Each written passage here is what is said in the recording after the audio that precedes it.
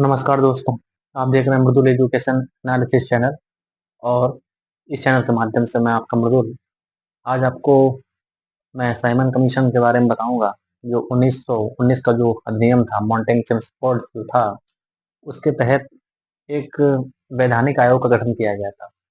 और वो वैधानिक आयोग जो होगा वो 10 साल बाद रिपोर्ट बनाएगा और फिर रिपोर्ट प्रस्तुत करेगा कि भारत में क्या सही है क्या गलत है। इसके आधार पर हमने कल चर्चा की थी पिछले वीडियो में 1919 के जो वैधानिक आयोग का इसमें गठन किया जाता है उसके बारे में बात करेंगे, जो वह जिसको साइमन कमीशन के नाम से बताया जाता है। जो वैधानिक आयोग बनता है उसके बारे में कुछ ये हम चर्चा करेंगे कि क्या था उसकी रिपोर्ट में, क्या था जिसको बहिष्कार किया गया और जिसको भारतीयों ने जिसको भारतीयों ने एक बहुत ही गलत दृष्टि से देखा और क्रांति का उद्भव हो गया। आइए जानते हैं साइमन कमीशन के बारे में। साइमन कमीशन, देखो साइमन कमीशन क्या है कि ये जो कमीशन बनता है, जो उसका अध्यक्ष होता है, ज्यादातर उसी के नाम पे बनाया जाता है। तो Simon commission sir John Simon की अध्यक्षता में बना था। ठीक है। उस समय भारत के जो वायसराय थे वो लॉर्ड इरविन थे, और बिरकन हेड जो थे वो भारत सचिव थे। यानी कि जो सचिव जो होता था वो इंग्लैंड में बैठता था, और भारत जो होता था वो वायसराय जो होता था वो भारत में बैठता था। ये आपको बात पता चल गई। अब ये था कि हर 10 वर्ष बाद एक रिपोर्ट प्रस्तुत की जाएगी कि क्या भारत में सुधार है, क्या भारत में लोग उतने रिप्रेजेंटेटिव हो पाए हैं, उत्तरदायी बन पाए हैं कि नहीं बन पाए हैं, क्या भारत में क्या सुधार होने चाहिए। ठीक है, क्या सुधार अब तक हो चुके हैं, मतलब कानून के थ्रू, प्रशासन के थ्रू। तो वहां पर एक लेबर पार्टी थी, तो लेबर पार्टी इंग्लैंड में जीतने वाली थी।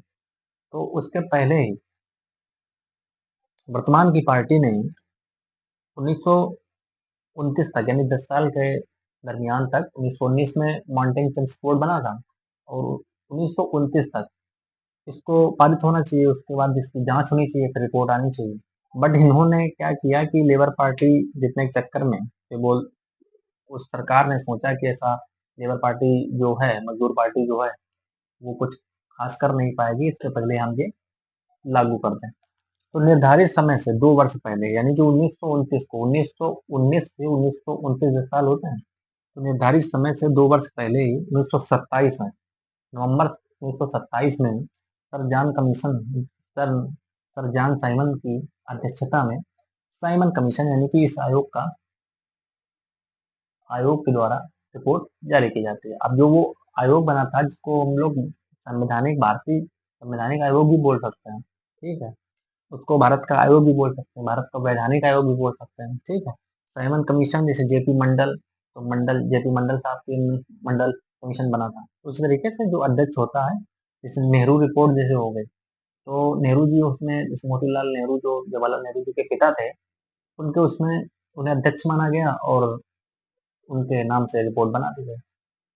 तो ये कोई साइमन कमीशन, कोई साइमन का अलग अर्थ नहीं है। 1927 में नवंबर में ये रिपोर्ट बनकर तैयार होती है, भारत भेजे जाते हैं, भारत में जांच पड़ताल होती है, फिर भारत में ब्रिकन हेड आते हैं जो भारत सचिव हैं, वो जांच करते हैं कि क्या सही है, क्या ये उत्तरदायी सरकार चलाने के लिए है। क्योंकि चुनाव होता था, 70% लोग होते थे, भारतीय लोग होते थे, तो भारतीय लोग जो उसमें चुनाव होता था, तो वो प्रत्यक्ष हो रहा था। तो प्रत्यक्ष जो चुनाव जब होता था, तो उसमें यह था कि भाई मांग लेके आएंगे, फिर वो संसद में रखेंगे तो फिर वो काम किए जाएंगे।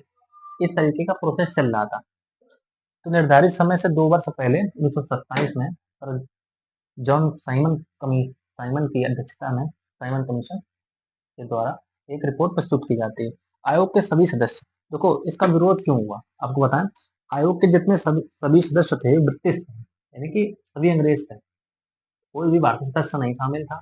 इस वजह से जितने यहाँ भारतीय दल थे, जो कि एक उनकी मुहिम चल रही थी कि नहीं, भारत को स्वराज, अपना राज्य बनाना है, वो भी पूर्ण स्वराज बनाना, ना कि डोमिनियन स्टेटस नहीं देना है, यानी कि औपनिवेशिक नहीं बनाना है, उस तरीके से। इसलिए सभी भारतीयों दलों द्वारा इसका बहिष्कार किया जाता है, साइमन कमीशन को गोबैक साइमन कमीशन के तहत आयोग द्वारा 1930 में रिपोर्ट पेश की जाती है मुंबई में। आपको बताएं आयोग के द्वारा ये 1930 में रिपोर्ट पेश की जाती है। जब ये रिपोर्ट जब पेश की जाती है तो होता क्या है कि सभी के द्वारा यानी कि सभी पार्टियों के द्वारा जो भारतीय दल थे उनके द्वारा इसका बहिष्कार किया जाता है और काले झंडे दिखाकर इसको गो बैक साइमन कमीशन के रूप में कहा जाता है। और इस रिपोर्ट में कुछ चीजें इसमें पेश थी, उसके बारे में बात कर लेते हैं कि इसका था क्या। भारत को औपनिवेशिक स्वराज शीघ्र देने की सिफारिश नहीं की। हालांकि कुछ चीजें नेहरू रिपोर्ट में भी शामिल है कि भारत को औपनिवेशिक, क्योंकि ये डोमिनियन स्टेटस की मांग कर रहे थे। हालांकि इन्होंने पूर्ण स्वराज की मांग नहीं की थी, उन्होंने साफ तरीके से इनकार कर दिया कि ये बता दिया कि भारत अभी कानून बनाने के लिए यानी कि उत्तरदायी सरकार चलाने के लिए अभी एलिजिबल नहीं है, योग्य नहीं है। इस तरीके से भारत को अपने वैश्विक स्वराज शीघ्र देने की सिफारिश इसमें नहीं शामिल थी ये, क्योंकि वैसा मानते थे। और देखो एक बार आपको ये भी बता दें कि वो ये भी जानते थे, जैसे लॉर्ड इरविन ये जानता था और भारत सचिव भी जानते थे, जो जो ब्रिगन हेड थे वो जानते थे कि भारत के लोग कानून बनाने के लिए, उत्तरदायी सरकार चलाने के लिए पूर्ण रूप से तैयार हैं। इस वजह से वो ऐसी रिपोर्ट लेकर आए। दूसरे, केंद्र व प्रांतों में उत्तरदायी शासन की व्यवस्था का इन्होंने विरोध किया। इसमें अपने रिपोर्ट में कहते हैं कि केंद्र जो है वह प्रांतों में जो भारत के जो प्रत्यक्ष लोग जो चुनाव के तहत वहां पर चुनाव होता है, वोट डाले जाते हैं जिसके तहत वो कोई उसका विधान सभा का अध्यक्ष बनता है या सॉरी सदस्य बनता है। तो वहां पर केंद्र व प्रांतों में उत्तरदायी शासन का इसमें विरोध किया कि केंद्र व प्रांतों के जितने भी रिप्रेजेंटेटिव हैं ये सरकार चलाने के काबिल नहीं है। तो इस वजह से उत्तरदायी शासन की व्यवस्था, इस व्यवस्था शासन की स्थापना का ये विरोध करते हैं। ये इसी वजह से करते हैं कि कहीं इनके साथ ये चीजें ना चली जाएं, तो ये हम खारिज करते हैं, क्योंकि 1919 में केंद्र और प्रांतों में उत्तरदायी सरकार चालू हो गई थी, तो इसके बाद इन्होंने हटाने का यहाँ से प्रयास करते हैं। गवर्नर जनरल के अधिकारों में बढ़ोतरी होती है। अब देखो गवर्नर जनरल नेहरू रिपोर्ट की मांग के अनुसार अगर हम देखें तो नेहरू रिपोर्ट का यहाँ पर कहना ये था कि गवर्नर जनरल है इसके, ये एक राष्ट्रपति जैसे भारत में राष्ट्रपति होता है उस तरीके से इसके पास पावर है, और सारी जो मेन शक्ति है, मुख्य जो बल है वो प्रधानमंत्री के पास होता है। तो उसी तरीके से गवर्नर जनरल को एक नाम मात्र का वहां पर हम उसको पद देते हैं, मतलब नाम मात्र का एक पद देते हैं वायसराय का, जो वायसराय है एक नाम मात्र पद बन जाए। और जो पार्लियामेंट है यानी कि बोल सकते हैं जो विधानसभा जो संसद है, संसद का जो रूप है, केंद्रीय विधानसभा का जो रूप है उसमें अधिक पावर आ जाए, बट ऐसा नहीं हुआ। उसके बजाय गवर्नर जनरल के जो गवर्नर जनरल जितने थे, तो एक मुख्य गवर्नर जनरल जितने चारों लोग वो हो गए वो, और जो ये तो प्रांतों हो गए, और जो वायसराय इनको पावर बढ़ा दी गई, घटाई नहीं कि बढ़ाई गए। सांप्रदायिक आधार पर चुनावी व्यवस्था, नेहरू रिपोर्ट का कहना है कि यहाँ पर जो चुनाव हो वो वयस्क मताधिकार के हिसाब से हो, ठीक है, सामूहिक प्रतिनिधित्व के अधिकार पर हो, लेकिन सांप्रदायिक आधार पर चुनावी व्यवस्था लागू रही। इस रिपोर्ट में ये शामिल था। इसका कारण ये था कि अगर संप्रदाय के आधार पर, और यहाँ पर एक बात बताएं कि मुस्लिम जो लीग थी, जो मुस्लिम को जो कहीं कहीं प्रांतों में कम लोग थे मुस्लिम में, तो उनको आरक्षण दे दिया गया।